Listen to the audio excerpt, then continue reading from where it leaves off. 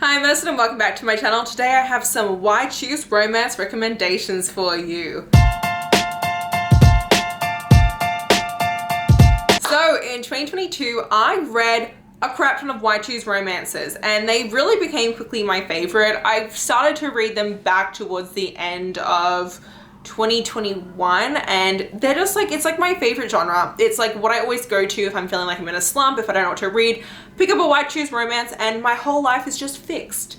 Most of the time. I have read some that kind of sucked. So today I'm going to be giving you some of my favorites. So I have to start with one of my favorite Why Choose romance series of all freaking time, and that is going to be the Madison K Quartet by Tate James. If I could make one book my entire personality, it would be the Madison K Quartet, hands down, without a doubt. Tate James has a bunch of different Why Choose romances, but her main series, she's got 4 series out. They all take place in the same universe, the same Shadow Grove universe, and this is the very first series that does take place in Shadow Grove. So the Madison K Quartet follows Madison K Danvers. When the book starts off, she ends up getting accused of basically like this breakout massacre that happens at a fighting match, and as a result her dad ends up sending her away for a year abroad.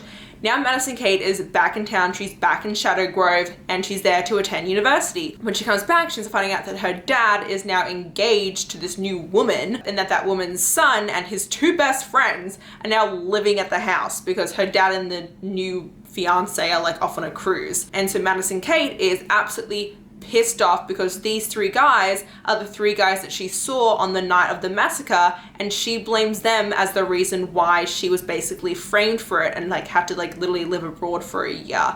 And so it is kind of like an enemies to lovers romance between her and these 3 guys.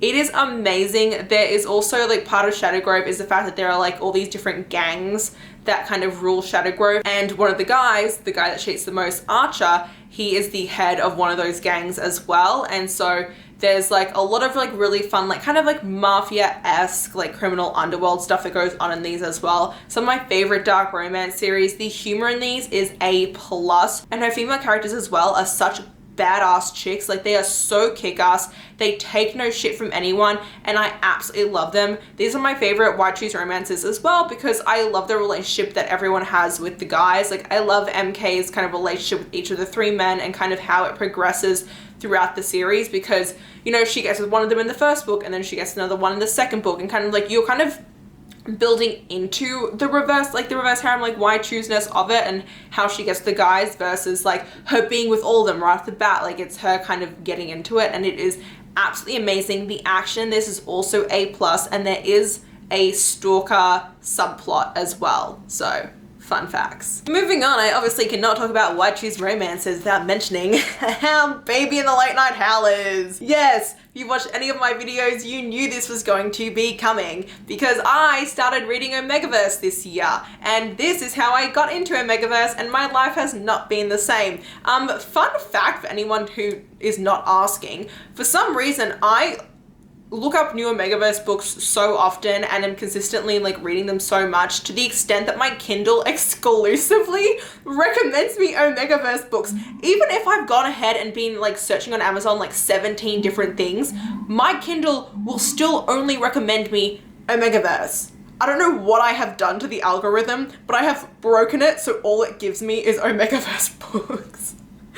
Anyway, Baby and the Late Night Howlers is the very first book in Kathryn Moon's Sweet Verse. So this is where I recommend you do start. It is also where I recommend you start when it comes to ᴛᴏᴅᴅ in general. So Baby and the Late Night Howlers follows Baby. She is a beta who just found out that she is actually an omega and is now looking for a pack to be a part of.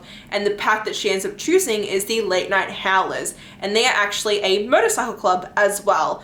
And so it is her romance with all, well, a couple of the different, I think it's like 4 or 5 alphas and 1 beta who are part of the Late Night Howlers. This is also a darker romance because there is someone who is kind of stalking, trying to attack Baby at the same time as part of this too, and I absolutely adore the crap out of it. 10 out of 10 would recommend.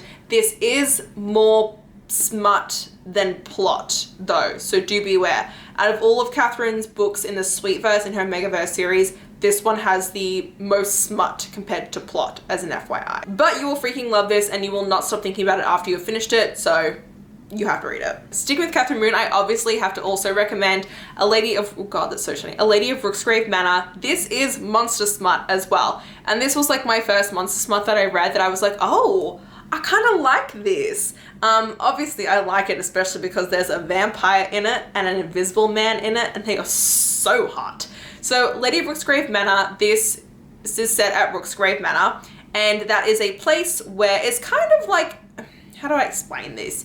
Kind of like a high-class escort place, but for monsters. So you have got different women who live at Rooksgrave Manor, and there are monsters who can buy memberships to Rooksgrave, and if they are lucky, they get paired with a woman there to be like kind of romantically involved with. And so you're following Esther as she comes to Rooksgrave Manor and her romance with the men who join her kind of WITSEC harem group. You have got one that is a Dr. Jekyll, Mr. Hyde character.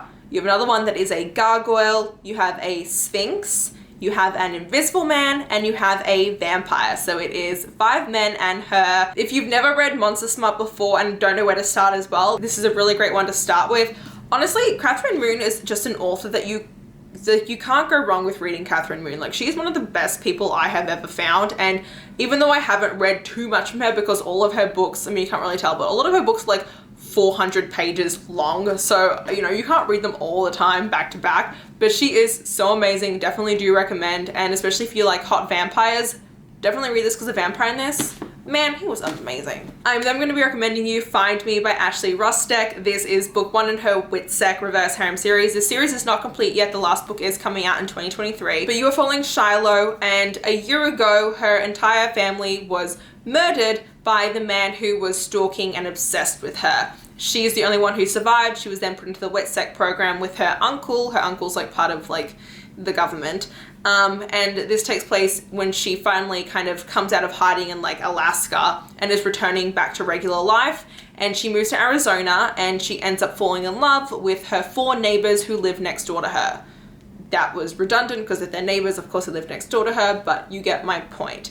So it's her romance with them. The 4 guys are brothers. They're all brothers. And so there is like no sword crossing or anything that goes on in this. It was freaking amazing. It was laugh out loud funny. It reminds me a lot of Tate James. If you're watching this video and you have read a lot of these authors before, definitely check out Ashley Rosteck because she was so amazing to read from. There are a lot of triggers though in this one, however, because of the PTSD that she's gone through from having her entire family murdered. And the guy who stalked and killed her entire family, FYI, still on the loose, okay? He's still out there, so that's also a problem. So she suffers from nightmares and PTSD from that, and just, you know, she's got scars all over her body because she literally almost died as well. So do be aware of that before you do go into it. There is some bullying and other things like that, so just want to put that out there, but love it to death. And then I have one last recommendation. This one is a bit lighter, a bit more fun, and that is going to be Nanny for the Neighbours by Lily Gold. This is the only one on this list that I did not give a full 5 stars to. I gave this a 4.5 stars only because it was a little bit long for my liking. But in this you're following Beth, and she is a nanny, or she was a nanny before the pandemic hit, and now she's kind of been out of work and out of commission. And she's just chilling, and she's always had a crush on this guy who lives on the flat above her. And so one day that guy ends up coming and knocking on her door, and he says, hey, we have a baby, we need a nanny. And she goes, what? He goes, me and my roommates, there's a baby, we need someone to help us, we don't know what we're doing. And so she goes upstairs and she ends up finding out that Jack and his 2 roommates, Cyrus and Sebastian, all 3 of them, you know, share women. They share the same girlfriend all the time, and their last girlfriend got pregnant, had a baby, didn't tell them, and has now left the baby on their doorstep for them to care of. And so these 3 guys like, we don't know what we're doing, we don't know what to do with this child, this surprise baby just landed on a doorstep, can you please help us out? And so she agrees to help them out and help nanny the baby. At the same time, she ends up falling in love with those 3 guys. This is a really sweet one. It's definitely different because out of all the ones that I've recommended so far, this is the first one where the guys have previously been like sharing women together. Like it's been like a pre-established thing that they've always done. So it's very different in that sense. Now this does, however, have one of my favorite scenes in the entire world, and it is an upside down Spider-Man kiss on her hoo-ha.